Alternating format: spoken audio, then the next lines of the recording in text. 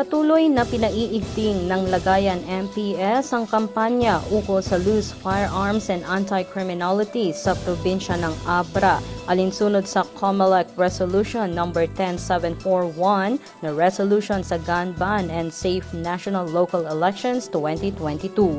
Bilang resulta ay voluntaryong isinuko ni Municipal Mayor Edmarc L. Crisologo kay Acting COP Palikakad ang 4 na high-powered at isang low-powered loose firearms sa presensya ng Abra Provincial Police Office personnel sa pangunguna ni Police Colonel Mali Castillo Cula, Acting Provincial Director. Ang mga loose firearms ay M14 rifle, caliber 30 M1 Garand rifle, caliber 45 Thompson submachine gun, caliber 45 pistol at caliber 38 revolver.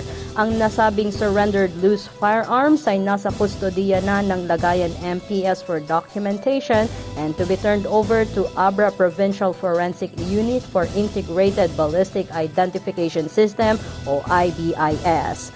Erica Fernandez Duldulao, matatag, matapang, matapat.